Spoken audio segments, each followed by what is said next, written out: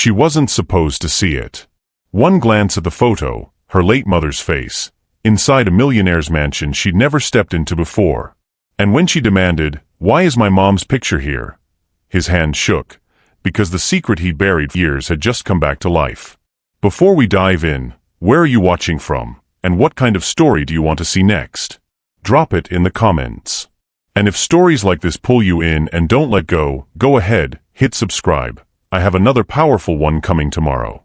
Now, let's get into the story. The iron gate opened with a sound like a whisper, or a warning. Jean Augustine stood barefoot on the scorching pavement, her small hands clutching a wicker basket that smelled of sugar and hope. She was 10 years old, but hunger had made her ancient. The sun above Old Haven burned without mercy, and her feet, cracked and dusty from hours of walking through neighborhoods where people like her weren't supposed to exist, ached with every step. But she didn't stop. Her mother was dying. The medicine cost more than their entire apartment was worth. Selling homemade candy was all she had left. She'd knocked on 17 doors that morning. 17 rejections. Some polite. Most not. One woman had looked at her like she was dirt on expensive shoes. Then she saw it, the mansion on the hill. Howell Estate. White columns. Rose gardens. Windows that reflected sunlight like they were guarding secrets. Something inside her whispered, "Don't go in." But her mother's cough, wet, rattling, desperate, echoed louder. She rang the bell. Seconds passed. Maybe no one was home. Maybe she'd been foolish to try. Then footsteps. Slow. Deliberate. The gate swung open. A man stood before her, tall, dressed in a navy suit that probably cost more than her entire life. His face was sharp, handsome in a cold way, like marble carved into the shape of loneliness. His eyes scanned her, barefoot, thin, trembling, but he didn't speak. Jean forced her voice steady. "Sir, would you like to buy a candy? It's for my mom." The man's expression flickered, something between pity and annoyance, but after a pause, he nodded. "Wait here." He turned and walked back toward the house, leaving the door slightly ajar. Jean didn't mean to follow. She didn't mean to step inside. But the opening was there, and her curiosity, no her need, pulled her forward. The interior was like stepping into another world. Marble floors gleamed under crystal chandeliers. The air smelled of expensive cologne and fresh flowers. Everything was cold and perfect and untouchable. Her eyes moved across the hallway, paintings in gold frames, sculptures on pedestals, until they stopped. Froze. On the wall, illuminated by soft light, hung a photograph in an ornate frame. A woman. Young. Smiling. Beautiful. Her mother's face. Jean's heart slammed against her ribs. The basket slipped from her hands, candy scattering across the polished floor like broken promises. No. That's impossible. Her mother had been poor her whole life. Sick. Hidden. She'd never mentioned a mansion, never mentioned wealth, never mentioned. Footsteps behind her. The man had returned, money in hand. But the moment he saw where she was standing, what she was staring at, everything changed. His face went white. The bills slipped from his fingers, fluttering to the ground like dying leaves. The silence between them felt alive. Dangerous. Jean turned slowly, her voice barely a whisper. "Why is my mom's photo in your house?" James Howell didn't answer. His eyes, dark haunted, moved from the portrait to her face, then back again. His mouth opened. Closed. Opened again. When he finally spoke, his voice cracked like glass underfoot. "That woman has been dead for 10 years. But the truth was far more devastating than either of them could imagine. Because the woman in that photograph hadn't died in a car accident on a rainy night.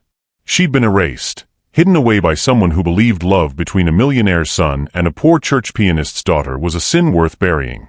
And the secret of how it happened would shatter everything James Howell thought he knew about his life, and everything Jean thought she knew about her mother. The words hung in the air like smoke after an explosion. Jean's legs felt weak. Her vision blurred at the edges. Dead? Her mother wasn't dead. She was alive, Sick, yes, dying maybe, but alive. She'd held her hand just that morning. She'd heard her cough, seen her smile through the pain. No, Jean whispered, shaking her head. No, sir. That's my mom. Mary Augustine. She's alive. James Howell staggered backward like she'd struck him. His hand gripped the edge of a nearby table, knuckles white. The color had drained from his face completely. That's impossible, he breathed. Outside, the sky began to darken. The bright afternoon sun vanished behind heavy clouds, and the first rumble of distant thunder rolled across the estate like a warning. Jean's heart hammered against her ribs. Something was terribly wrong. This man, this stranger in his perfect suit and perfect house, looked like he'd just seen a ghost. Sir. Her voice trembled. How do you know my mother? James didn't answer immediately. His eyes were locked on the portrait, as if staring at it long enough would make everything make sense again. When he finally spoke, his voice was barely audible. She was my fiancée. The word hit Jean like cold water. Fiancé. Her mother had been engaged to this man? This millionaire who lived in a mansion that could fit her entire neighborhood inside it? I don't understand, Jean said, tears burning at the corners of her eyes. My mama never told me about you. She never told me about any of this. James turned to face her fully now, and for the first time, she saw something raw in his expression, grief mixed with something darker. Guilt, maybe. Or rage. Where is she? He asked, his voice suddenly urgent. Where did you see her? At home, Jean said, taking a step back. His intensity scared her. She's sick. She's been sick for months. That's why I'm here. I need money for her medicine. James closed his eyes. His jaw clenched so tight she could see the muscle twitch beneath his skin. She's alive, he whispered to himself, like he was trying to convince his own mind of an impossible truth. All this time, she's been alive. The thunder outside grew louder. Rain began to patter against the massive windows, soft at first, then harder, urgent, relentless. Jean's instinct screamed at her to run. This was wrong. All of it. Her mother had never mentioned a mansion, never mentioned being engaged, never mentioned anything about a life before Jean was born. Why? Sir, she said carefully, if you knew my mama, why do you think she's dead? James opened his eyes. The look in them was haunted. Because I went to her funeral, he said flatly. 10 years ago. There was a car accident. They said she drove off a cliff in the rain. I stood at her grave. I buried her. Jean felt the room tilt. A funeral. A grave. But her mother was alive. That's not possible, she said, but even as the words left her mouth, doubt crept in. Her mother had always been so secretive about the past. Whenever Jean asked about her father, her mother would grow quiet, distant. He's gone, sweetheart. Some loves belong to another world. What if her mother had been hiding from something, or someone? What do you think happened? Drop a comment below with your theory. We love hearing from you. Tell me everything, James said, stepping closer. His voice was desperate now. Where do you live? What's her condition? When did you last see her? But Jean couldn't breathe. The walls felt too close. The air too thick. Everything she thought she knew about her life, about her mother, was crumbling. She was your world. Jean asked suddenly, her voice breaking. You loved her. James froze. His throat worked as he swallowed hard. She was my world, he said softly. Losing her destroyed me. I never married. Never moved on. I kept her photo because it was all I had left. A tear slipped down Jean's cheek. If this man had loved her mother so much, why had her mother disappeared? Why had she lived in poverty, working herself to death in silence, when this man, this millionaire, had been here all along? The rain pounded harder now, drumming against the roof like fists demanding entry. Why did she leave you? Jean whispered. James looked away, pain etched into every line of his face. I don't know, he admitted. One day she was here. The next, she was gone. My mother told me about the accident. She handled everything, the funeral, the burial.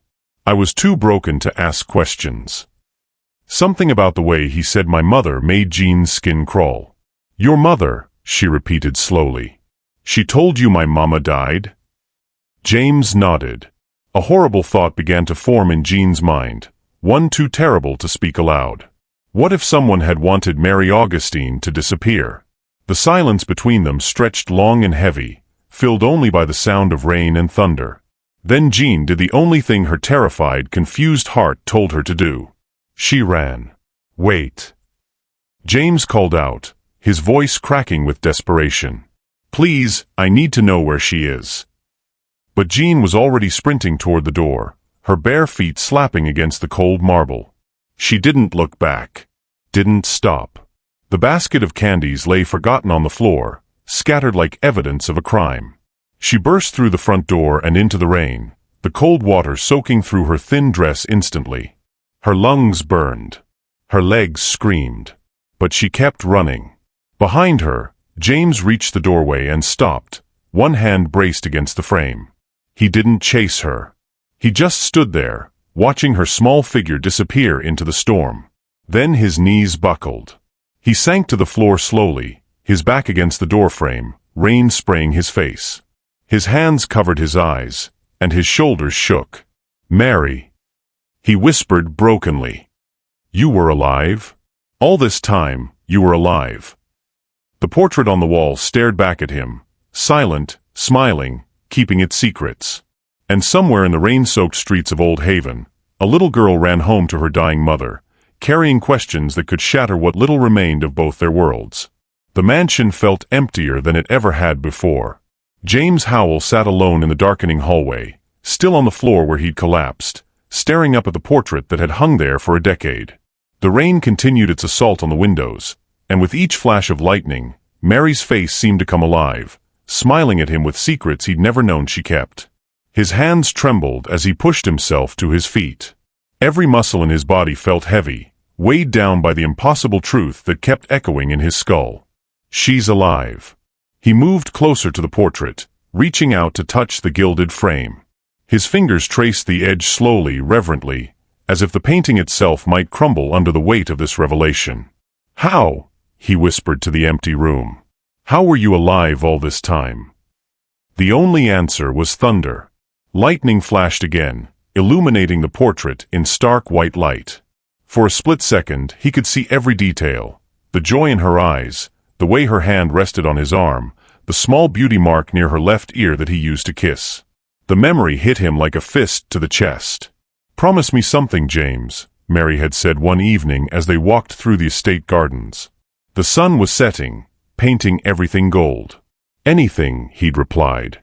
If something ever happens to me, if I ever disappear, promise you'll look for the truth. Not just the story you're told. He'd laughed then, pulling her close. Nothing's going to happen to you. I won't let it.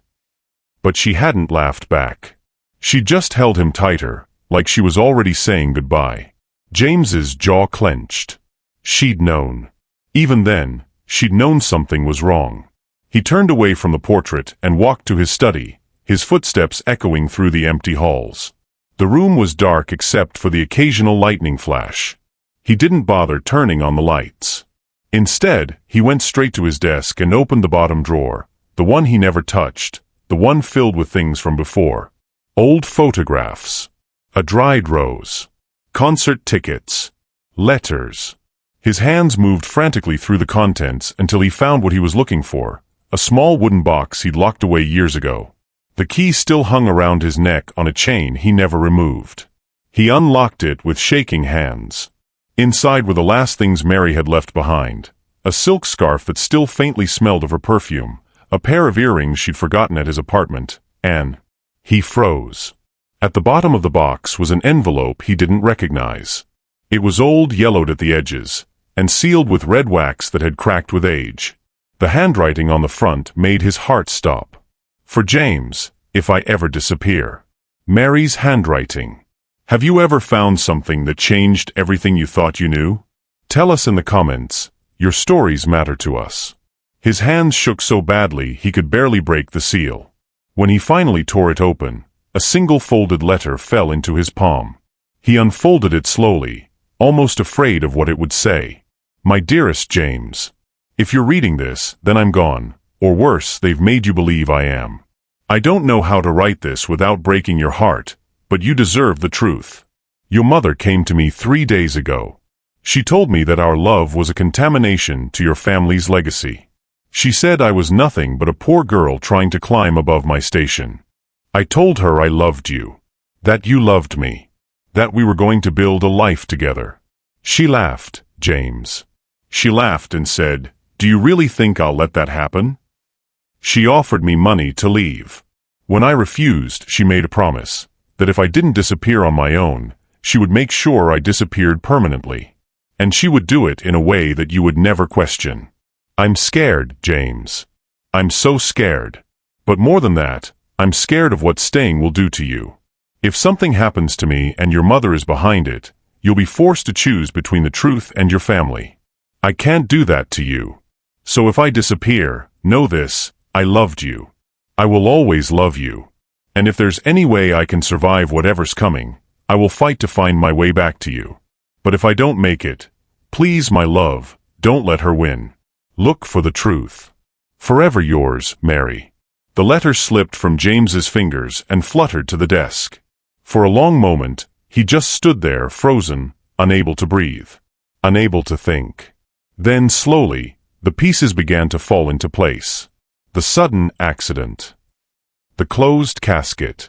His mother insisting on handling all the arrangements. The way she'd watched him at the funeral with something that looked almost like satisfaction. "No," he whispered.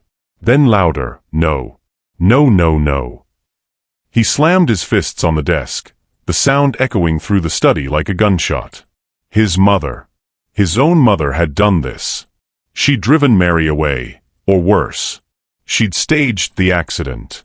She'd buried an empty casket. She'd let him grieve for 10 years, let him rot in guilt and loneliness, knowing Mary was alive somewhere. And if Mary was alive, if that little girl was telling the truth. James's eyes widened. "She's sick," the girl had said. "She's been sick for months." Mary was alive. Sick. Poor. Struggling. While he'd been living in this mansion, surrounded by wealth he didn't even want, she'd been out there, alone, suffering, possibly dying. "What did you do, Mother?" he said aloud, his voice hoarse and broken. "What the hell did you do?" Lightning flashed again, casting long shadows across the room. He looked back at the letter on his desk, then at the portrait visible through the doorway. The woman he'd loved. The woman he'd mourned. The woman who'd been alive all this time. The rain continued to fall, but James Howell was done sitting in the dark. He grabbed his coat from the chair and stormed toward the door, his jaw set with a determination he hadn't felt in 10 years. That little girl knew where Mary was. And he was going to find her, tonight in the storm, even if he had to search every street in Old Haven. Because the truth was no longer something he could ignore. It was something he was going to demand. Even if it destroyed him. Even if it destroyed everything. Jean's lungs burned as she ran through the rain-soaked streets of Old Haven. Her bare feet splashed through puddles, cold water soaking through her thin dress until it clung to her skin like ice. She didn't know where she was going. Only that she had to get away from that mansion, from that man, from the impossible truth hanging in that portrait. The storm had turned the wealthy neighborhood into a blur of gray and silver. Streetlights flickered to life as evening approached, their reflections dancing in puddles like scattered coins. Jean stumbled past iron gates and manicured hedges, past houses that cost more than her entire life. Her mother's voice echoed in her mind, soft and urgent from a memory weeks old. "Promise me, Jean. If you ever see a big house on the hill, the one with white columns, don't go near it. The past can hurt more than hunger." Jean had promised. And she'd broken that promise today. Now she understood why her mother had sounded so afraid. She slowed to a stop in an alley between two mansions, pressing her back against a cold brick wall. Her chest heaved as she tried to catch her breath. Rain dripped from her hair into her eyes, mixing with tears she didn't remember shedding. That man, James Howell, he'd said her mother was dead. that he'd buried her 10 years ago. But Jean had left her mother alive that morning. Sick, yes. Weak and coughing blood into a rag. But alive. So why did he think she was dead? And why did her mother have a photo in his mansion? Jean's hands trembled as she looked down at her dress pocket, suddenly remembering. When the man had tried to pay for the candy, he'd pressed money into her hand, money she'd shoved into her pocket before running. She pulled out the crumpled bills with shaking fingers. Her eyes went wide. There were $500 bills. $500. Jean had never seen this much money in her entire life. Her mother worked 12-hour shifts at the textile factory for $60 a week. This was months of rent. Medicine. Food. This was survival. Her throat tightened. Why would a stranger give her so much? Unless he'd known. Unless the moment he saw her face, he'd recognized something. Where did you see her? He'd asked desperately. Where is she? What would you do if you discovered your whole life was built on a lie? Drop your thoughts in the comments below. Jean stuffed the money back into her pocket and started walking again, slower now. Her mind raced faster than her feet. If her mother had known this man, if they'd been engaged like he said, why had Mama lived in poverty all these years? Why had she worked herself to death in silence when a millionaire who claimed to love her was just across town? The questions twisted in Jean's chest like thorns. What if Mama lied to me? The thought felt like betrayal just for thinking it. But it wouldn't go away. She turned down a familiar street, the rain finally beginning to ease. A few neighbors sat on their porches despite the weather, watching her pass with tired, knowing eyes. Old Mr. Chun smoked his pipe. Mrs. Williams rocked in her chair. Then Jean heard a whisper from a cluster of women standing under an awning. Poor child. Out in this storm. Is that Mary Augustine's daughter? Heard she was up at the Howell estate today. Jean froze mid-step. One of the women, Mrs. Patterson, who sometimes bought her candy, noticed her listening and lowered her voice. But not low enough. That's the Howell family, she murmured to the others. Rich as sin and twice as cruel. They bury their secrets in gold, that family. Always have. The other women nodded knowingly, their faces grim. Jean's heart pounded. Howell. So that was his name. James Howell. And according to the neighbors, his family buried secrets. What secrets? What had they done? She wanted to march over and demand answers, but something held her back. Fear maybe, or the sense that the less she knew, the safer she'd be. Instead, she turned and kept walking, her mind spinning. The streetlights cast long shadows now, and the sound of children's laughter from an earlier game of hopscotch had faded into the quiet hum of evening. Only the drip of rainwater from rooftops and the distant rumble of thunder remained. Jean's apartment was still 6 blocks away. 6 blocks to figure out what she was going to tell her mother. 6 blocks to decide if she should mention the money, the mansion, the photo, the man who thought Mama was dead.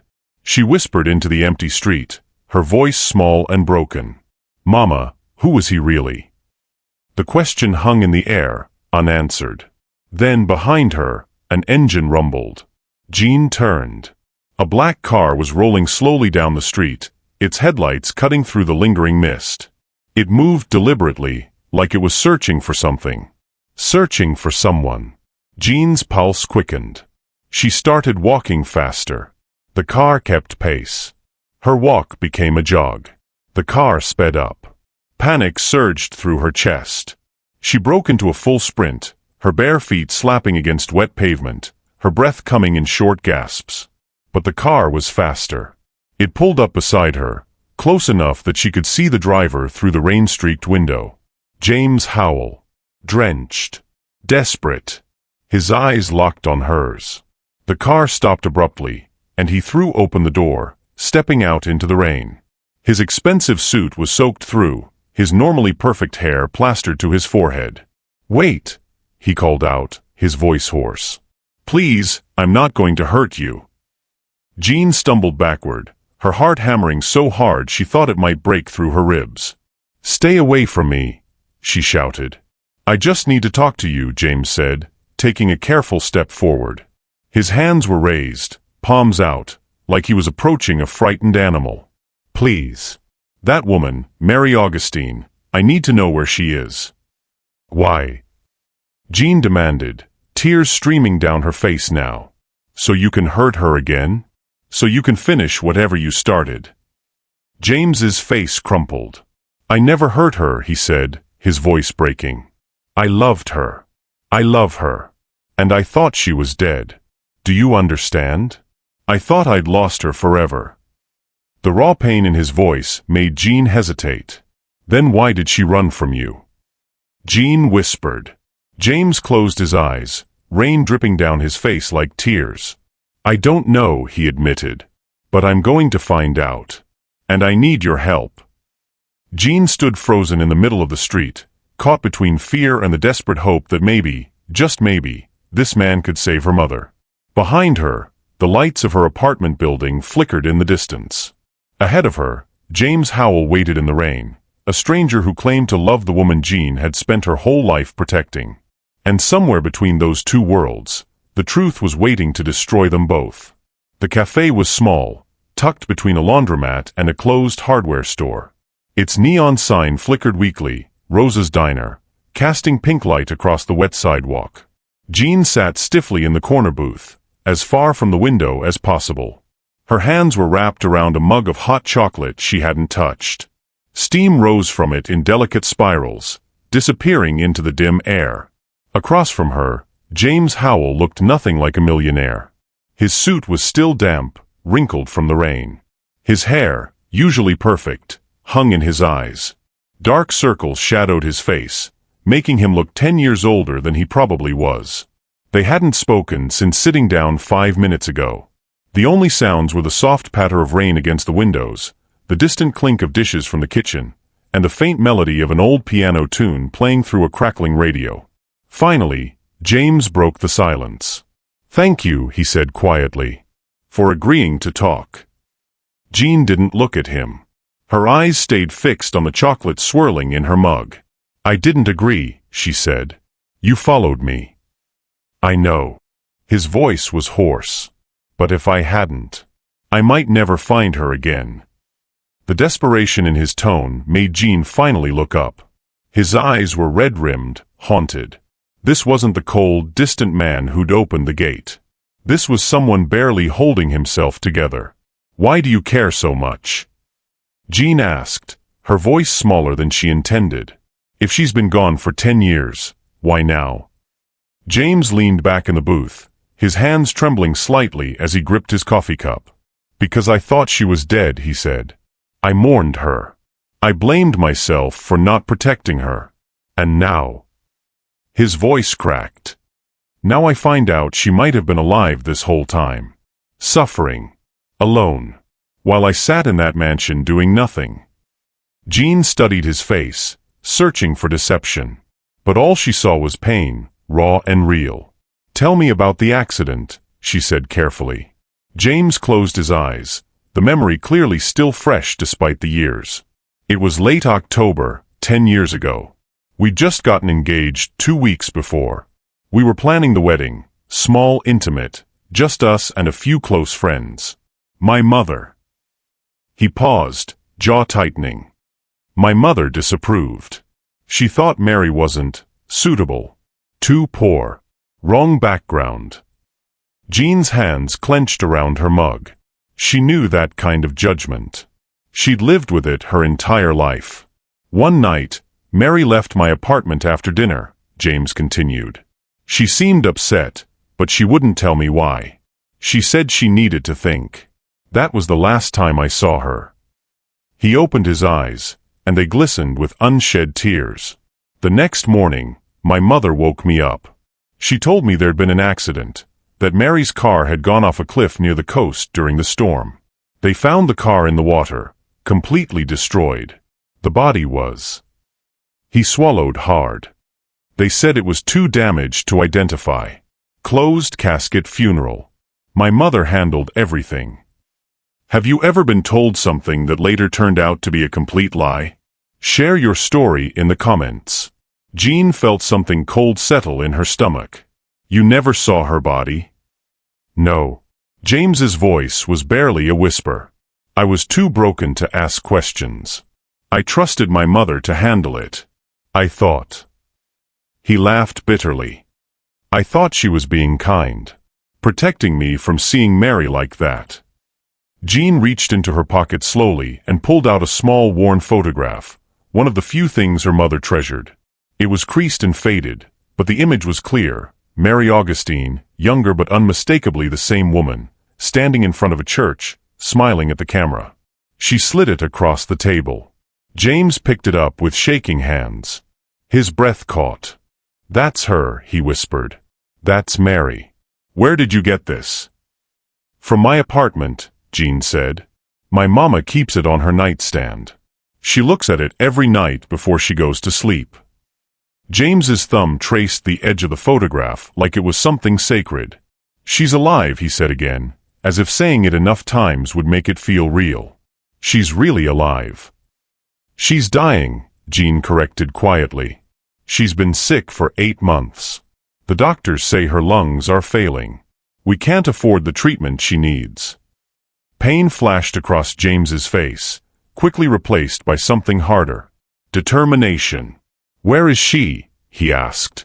Please. I need to see her. I need to. No. Jean pulled the photo back. Not until I understand what happened. If your mom lived, she said slowly, echoing his own words, then someone made you believe she didn't. James met her gaze, and she saw the moment understanding crashed over him. My mother, he breathed. Oh God. My mother did this. Why would she? Because she thought Mary was beneath us. Because she believed our family name was more important than love. His hands curled into fists on the table. She must have paid Mary off. Or threatened her. Something to make her disappear. And the accident? Staged. James's voice turned cold. The car. The funeral. All of it. She made me believe Mary was dead, so I'd stop looking for her. Jean watched emotions war across his face.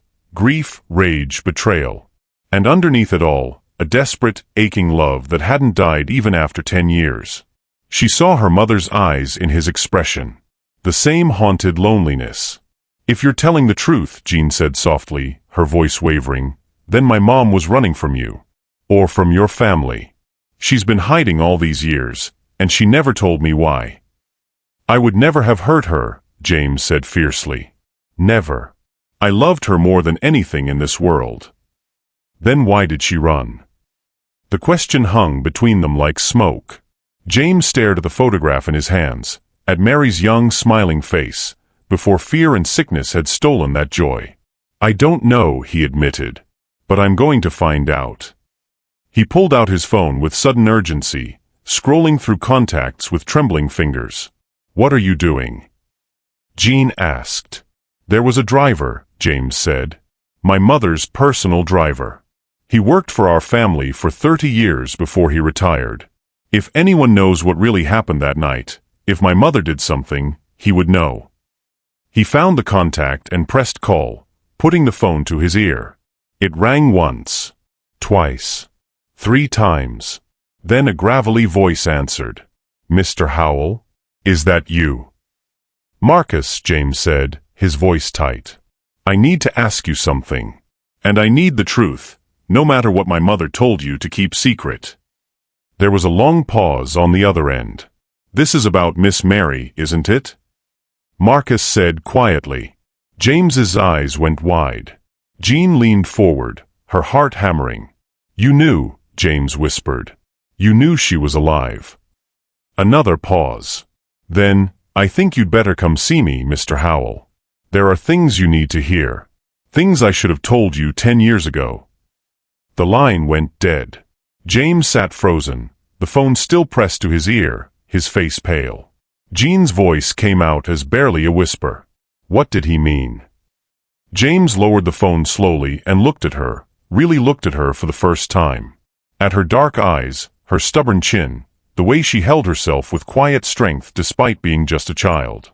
Mary's eyes. Mary's determination. Mary's fierce, unbreakable spirit. He meant, James said, his voice hollow, that everything I've believed for 10 years was a lie. And my mother buried the truth so deep, she thought no one would ever find it. He stood abruptly, dropping money on the table, far more than the drinks cost. Come with me, he said. We're going to see Marcus. And then... His jaw set with grim determination. Then we're going to see your mother. And I'm going to get the answers I should have demanded a decade ago. Outside, the rain had stopped. But the storm inside both of them was just beginning. Marcus Webb lived in a small cottage on the outskirts of Old Haven, where the wealthy neighborhoods faded into working-class streets. The house was modest but well-kept, with a garden that spoke of careful hands and quiet days. James knocked on the door with Jean standing just behind him, her hand gripping the back of his coat like an anchor. The door opened slowly. Marcus Webb was older than James remembered, 70, maybe 75. His hair had gone completely white, and deep lines carved valleys across his dark skin. But his eyes were still sharp, still carrying the weight of too many secrets. He looked at James, then down at Jean. Something in his expression shifted, recognition, perhaps, or guilt. You have her eyes, Marcus said quietly to Jean. You knew my mother? Jean asked, her voice small. Marcus stepped aside, gesturing them in. I knew her. And I'm sorry for what happened to her. Come in. Both of you. The cottage was warm, filled with the smell of old books and tea. Thunder rumbled in the distance as another storm approached. Marcus led them to a sitting room where a fire crackled in the hearth. He didn't offer them seats.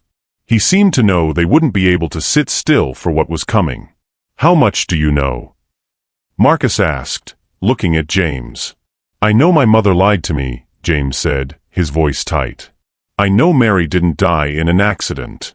I need to know everything else. Marcus closed his eyes for a long moment, as if gathering strength. When he opened them again, they were filled with a sorrow that looked decades old. Your mother came to me 3 days before the accident, Marcus began. She told me there was a problem that needed to be solved. Mary Augustine was pregnant. Jean's sharp intake of breath echoed through the room. James went completely still. What? Mary was going to have your child, Marcus continued, his voice steady despite the trembling in his hands. Your mother found out. And she believed it was the end of everything she'd built, the family name, the reputation, the legacy. Lightning flashed outside, illuminating Marcus's weathered face in stark white light. She told me Mary was a threat, Marcus said. Not just to your future, but to the entire Howell name. She said, that girl is going to destroy my son, and I won't allow it. Have you ever discovered that someone you trusted was capable of unthinkable cruelty? Tell us in the comments. James's hands were shaking now, his jaw clenched so tight it looked painful. What did she make you do? He asked, his voice barely above a whisper. Marcus walked to an old desk in the corner and opened a drawer. He pulled out a yellowed envelope, sealed and heavy with age. She paid me $50,000, Marcus said, shame thick in his voice. More money than I'd ever seen. Enough to retire, to take care of my own family. All I had to do was help her stage the accident. He held out the envelope. James took it with trembling fingers and opened it. Inside were documents, bank transfers, a contract, and a handwritten letter in his mother's elegant script. Marcus will ensure the car is found at the bottom of Widow's Cliff. The body inside will be unidentifiable. The funeral will be closed casket. James must never know the truth. This transaction ensures your silence and your family's security. Destroy this letter after reading. M.H. James's hands clenched, crumpling the paper. His face had gone deathly pale, then flushed with rage. You helped her, he said, his voice dangerously quiet. You helped her fake Mary's death. I did, Marcus admitted, and tears began to slide down his wrinkled cheeks. And I've regretted it every day since. But you have to understand, your mother didn't just threaten me with money. She threatened my family. My grandchildren. She said if I didn't help her, she'd make sure I lost everything. Where did Mary go? Jean asked suddenly, her voice cutting through the tension. If the accident was fake, where did my mama go that night? Marcus looked at her with profound sadness. Your mother came to me the night before the accident, he said. She was terrified. Mrs. Howell had told her to leave town or face consequences. Mary refused at first. She wanted to tell you, James. She wanted to fight for you. Then why didn't she? James's voice broke. Because Mrs. Howell showed her pictures, Marcus said quietly. Pictures of your apartment building. Pictures of Mary's mother at church. Pictures of her younger sister walking home from school. And she said, if you don't disappear, if you try to contact my son, these people will suffer accidents too. The room fell silent except for the crackling fire and distant thunder. Jean felt tears streaming down her face. Her mother hadn't abandoned James because she wanted to. She'd run to protect him. To protect everyone she loved. James stood frozen, the letter crumpled in his fist. When he finally spoke, his voice was raw with barely contained fury. You mean? He looked at Jean, really seeing her for the first time, not as a stranger's child, but as something infinitely more precious. You mean I have a daughter? Marcus nodded slowly. Mary was 3 months pregnant when she left. Your mother knew. That's why she was so desperate to make Mary disappear. James's legs gave out. He sank into the nearest chair, his hand covering his mouth as a sound somewhere between a sob and a scream tore from his throat. Jean stood there, watching this man, this stranger who was apparently her father, fall apart. She didn't know what to feel. Anger? Relief? Grief for the 10 years they'd both lost? Where is Mary now? Marcus asked gently. Is she? She's dying, Jean said, her voice flat. She's been dying for months. And we don't have money to save her. Marcus closed his eyes. I'm so sorry. James stood abruptly, his face transformed. The grief had burned away, leaving only white-hot rage in its wake. Where's the cemetery? He demanded. Where did you bury the fake body? Rosewood Memorial, Marcus said. Plot 247. But James, there's nothing there. I need to see it, James said, his voice hard as stone. I need to see the grave my mother made me cry over while the woman I loved was out there, alone and terrified, carrying my child. He turned to Jean. Stay here. I'll come back for you. No. Jean's voice was firm. If you're going to see my mother's fake grave, I'm coming with you. This is my story too. James looked at her, this fierce, stubborn girl who'd walked into his mansion and shattered his entire world, and saw Mary in every line of her face. All right, he said quietly. Let's go. They left Marcus standing in his cottage, an old man drowning in decades-old guilt, and drove through the returning storm toward Rosewood Memorial Cemetery. The rain started again as they pulled through the iron gates. Lightning split the sky, illuminating rows of headstones like silent witnesses. James found plot 247 easily. He'd visited it hundreds of times over the years, leaving flowers, whispering apologies, promising to never forget. He stood before the pristine marble headstone now, rain streaming down his face. Mary Catherine Augustine, beloved soul forever in our hearts. There's no body here, is there? James said to the approaching cemetery caretaker, an elderly man with an umbrella. The caretaker looked confused. I'm sorry, sir. This grave, James said, his voice deadly calm. The one for Mary Augustine. Was it ever filled? The caretaker pulled out a small tablet, checking records. His brow furrowed. That's strange, he muttered. According to this, the plot was purchased and marked, but... He looked up, confused and slightly alarmed. Sir, there's no record of any burial. The grave was never filled. It's empty. James stood there in the pouring rain, staring at the lie carved in marble. Then he turned, walked back to his car, and drove toward Old Haven with only one destination in mind. It was time to meet the woman he'd thought was dead. It was time to face Mary. Not yet, Jean said quietly from the passenger seat. James looked at her, confusion crossing his face. What? We can't go see her yet. Jean's voice was steady despite the tears still wet on her cheeks. There's something you need to see first. Something at our apartment. James wanted to argue. Every fiber of his being screamed to find Mary now, to see her alive with his own eyes, to fall at her feet and beg forgiveness for not finding her sooner. But something in Jean's expression stopped him. Okay, he said softly. Show me. The apartment building was exactly as Jean had described. Crumbling brick, rusted fire escapes, windows patched with cardboard and tape. It stood in stark contrast to everything James had ever known. This was where Mary had lived. Where she'd raised their daughter. Where she'd been dying while he slept in silk sheets. The guilt was suffocating.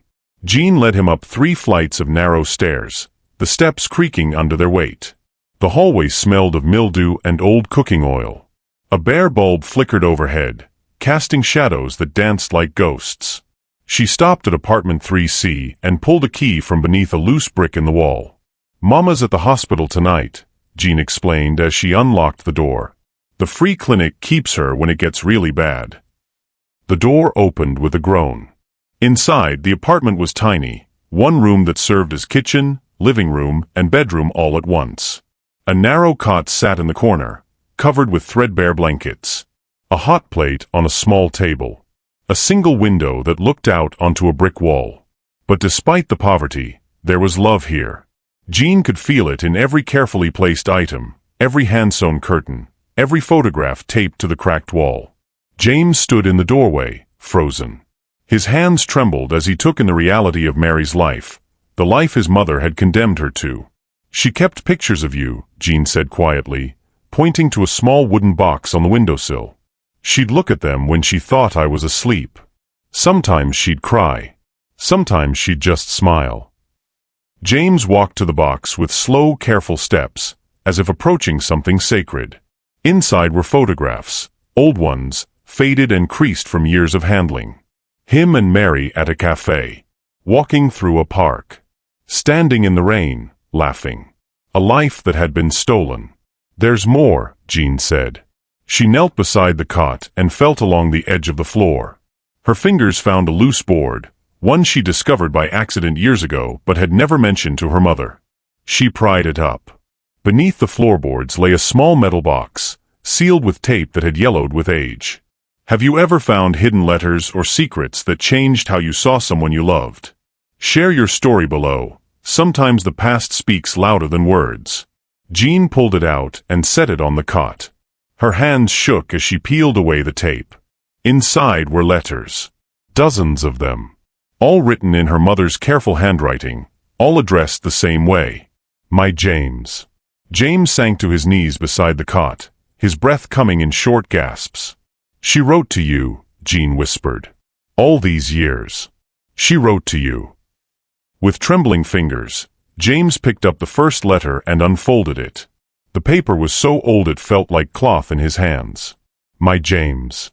It's been 3 months since I left. 3 months since I saw your face. The baby is growing. I can feel her moving now, like butterflies under my skin. I wish you could feel it too. I want to come back. God, I want to come back so badly it hurts to breathe. But every time I think about it, I remember your mother's voice. If you contact him, people will die. And I believe her, James. I believe she's capable of it. So I write these letters instead. Letters you'll never read. Letters that keep me sane. I love you. I will always love you. Mary. James's hand covered his mouth as a sob broke free. He reached for another letter. My James. She was born today. Our daughter. I named her Jean, after my grandmother. She has your eyes, James. Dark and deep and full of questions. I held her and I cried because you should have been here. You should have been the first to hold her. You should have seen her first breath, heard her first cry. Your mother took that from us. She took everything. But she couldn't take this. Jean will know love. She will know strength.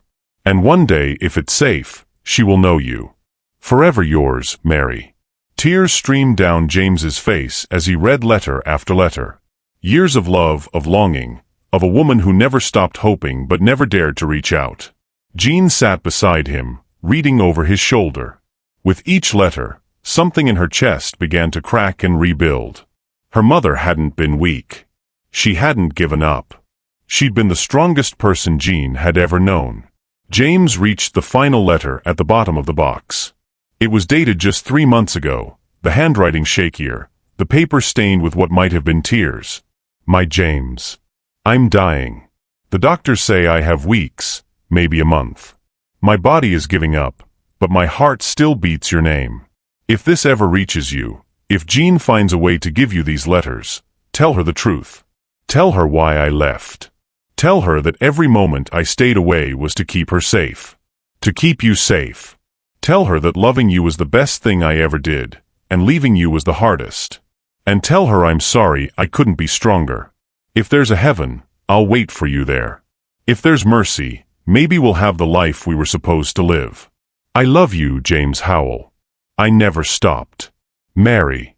The letter fell from James's hands. He bent forward, his forehead resting on the edge of the cot, and wept deep, wrenching sobs that seemed to come from somewhere ancient and broken inside him. Jean's own tears fell silently. She looked at this man, her father, and finally understood. Her mother hadn't run from love. She'd run because of love. To protect it. To keep it alive, even if only in letters hidden beneath floorboards. She never stopped loving you, Jean whispered. James looked up at her, his face raw and destroyed and desperate. I have to see her, he said hoarsely. Please, Jean. Take me to her. Let me tell her I never stopped either. Let me tell her before. He couldn't finish the sentence. Before it's too late. Jean nodded, wiping her eyes. Okay. The hospital is. A sound from the doorway made them both freeze. The soft tap, tap, tap of a cane on old wood. They turned slowly. In the doorway stood an elderly woman, elegant despite her years, leaning heavily on an ornate cane. Her silver hair was pulled back in a severe bun. Her eyes, cold, calculating, swept across the room, taking in the letters scattered on the cot, the metal box, James kneeling on the floor. Margaret Howell smiled. It was not a kind smile. So, she said, her voice smooth as silk and sharp as a blade. You found her secret. James rose slowly to his feet, his entire body rigid with rage. Mother, he said, and the word sounded like a curse. Margaret stepped into the apartment, the door clicking shut behind her with an ominous finality. I see the driver talked, she said calmly, as if discussing the weather. I always knew Marcus was weak. Guilt makes people so terribly predictable. Jean stepped in front of James instinctively, her small frame positioned between him and this woman who had destroyed everything. Margaret's eyes settled on Jean, and something flickered in their depths, recognition, perhaps, or disgust. And you must be the child, Margaret said. You look just like her. How unfortunate. The temperature in the room seemed to drop 10 degrees. James's voice, when he spoke, was deadly quiet. What are you doing here? Margaret Howell didn't answer immediately.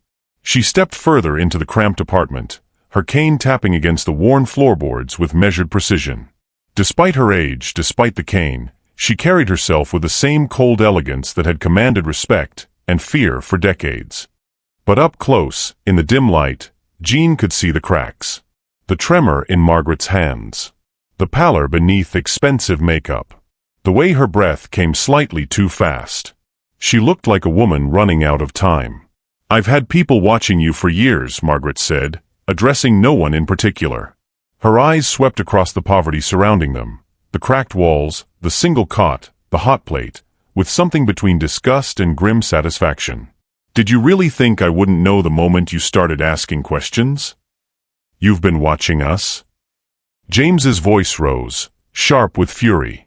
You knew where Mary was this entire time? Margaret's laugh was bitter and dry. Of course I knew. I made it my business to know. I needed to ensure she stayed where she belonged. Thunder rumbled outside, closer now. Rain began to fall again, drops hitting the broken window with increasing intensity until water trickled down the cracked glass like tears. Why? James's hands clenched into fists at his sides. Why would you do this? Why would you let me mourn her? Let me believe she was dead. Because you were weak, Margaret said coldly, turning to face him fully. You always have been. Soft. Emotional.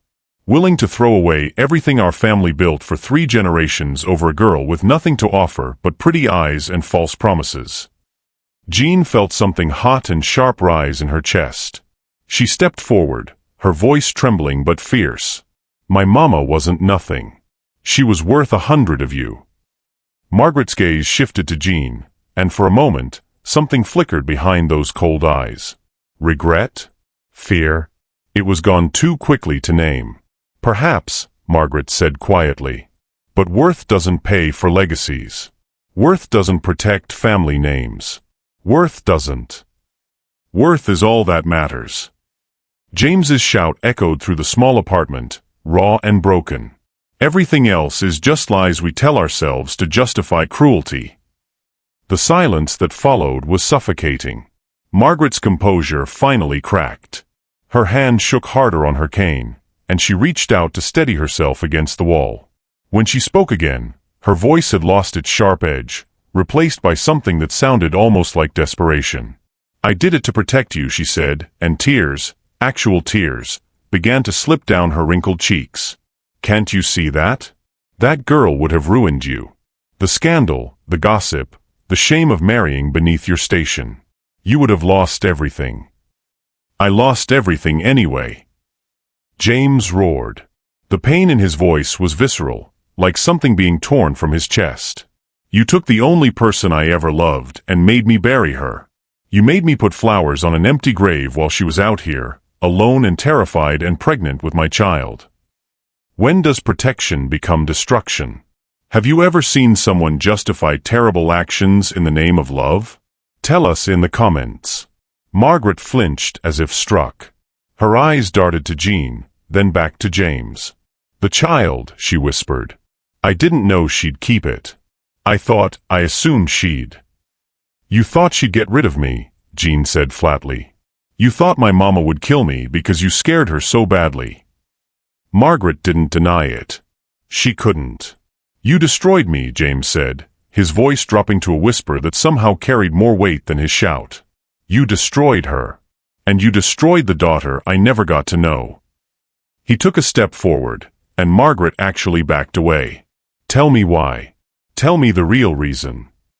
The rain poured harder now, water streaming through the broken window and pooling on the floor. Lightning flashed, illuminating Margaret's face in harsh white light. She looked ancient, broken, more ghost than woman.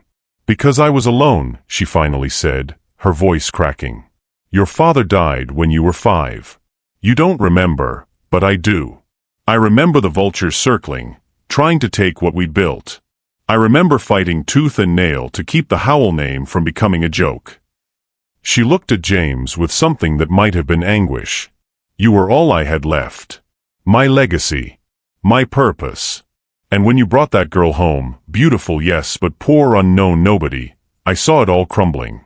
Everything I'd fought for. So I made a choice. You made a crime, James said coldly. I made a sacrifice. Margaret's voice rose, desperate now. I sacrificed her so you could have the life you deserved. So you could be respected, powerful, worthy of the Howell name. And what did it get me? James asked, his voice breaking. A mansion full of ghosts? A fortune I never wanted? 10 years of grief so deep I couldn't breathe. He stepped closer until they were face to face. You wanted to protect our name, but you buried our family. Margaret's legs seemed to give out. She swayed, catching herself on her cane at the last moment. Her breath came in shallow gasps now. I thought I was saving you, she whispered. You were saving yourself, Jean said quietly.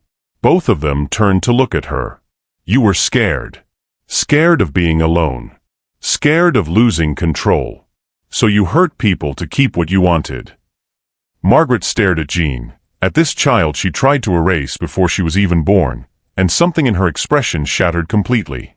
Perhaps you're right, she said, her voice barely audible. Perhaps I've been the villain of this story all along.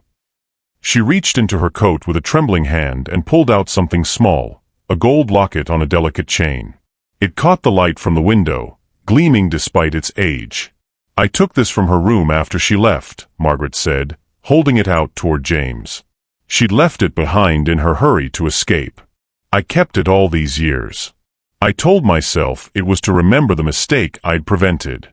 But perhaps... Her voice broke. Perhaps it was guilt. James took the locket with shaking hands. He opened it. Inside were two tiny photographs. One of him, young and smiling.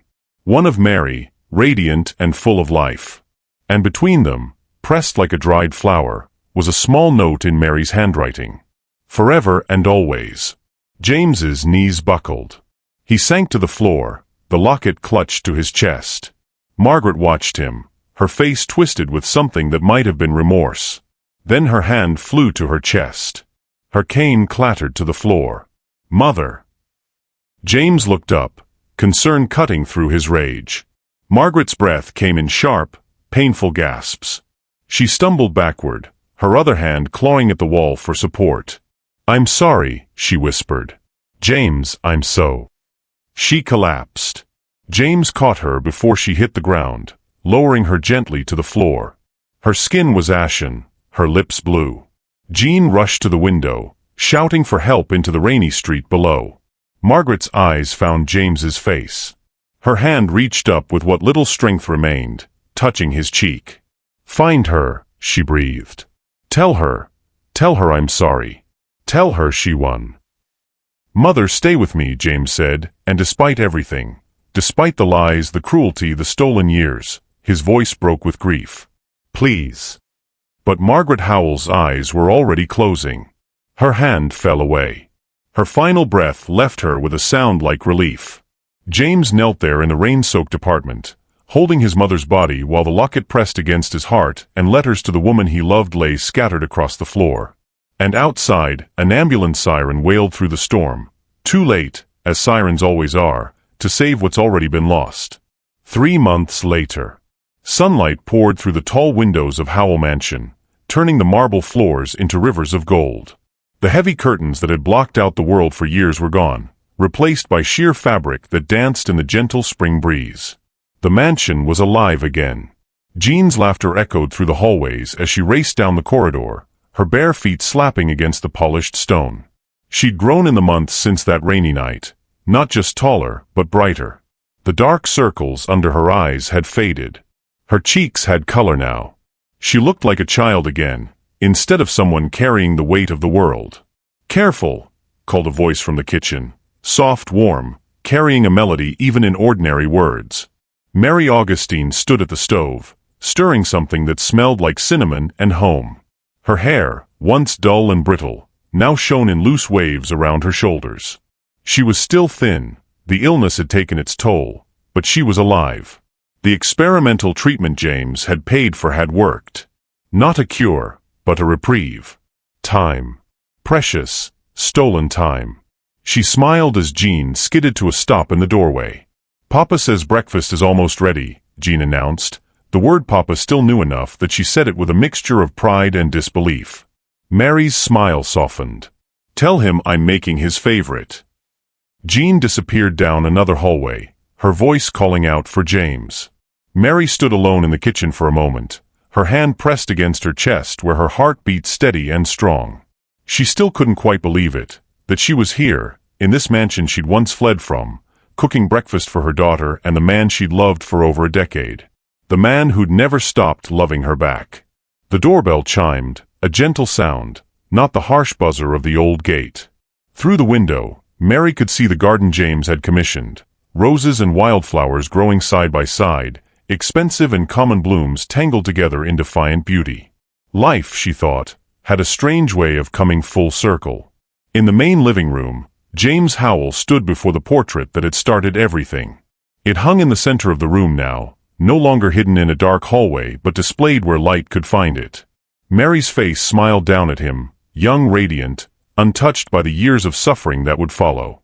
But surrounding the portrait was something new, Photographs. Dozens of them, framed and arranged like a constellation of memory. Mary in the hospital bed, weak but smiling, holding James's hand. Jean's first day at her new school, wearing a uniform that actually fit. The three of them at the beach, covered in sand and laughter. Mary and James dancing in the garden at sunset. A family, stitched together from broken pieces. Fresh flowers sat in vases around the portrait, roses, lilies, and wildflowers that Jean picked herself.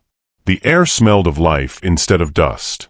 "She looks happy," Jean said quietly, appearing beside him.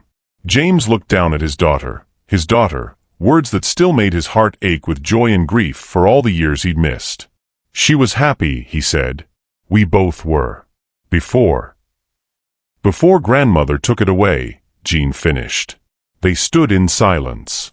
Margaret's death had been ruled a heart attack, sudden and final. There'd been a funeral, small, attended mostly by business associates who'd never really known her. James had buried her in the Howell family plot, next to his father. And then he'd never visited the grave again. Some forgiveness was too hard.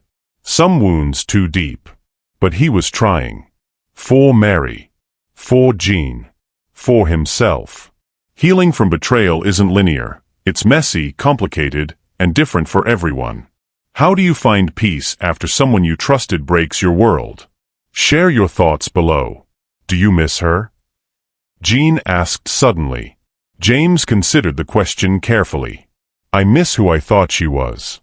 The mother I believed in before I knew what she was capable of." He looked down at Jean. "But I don't miss the lies.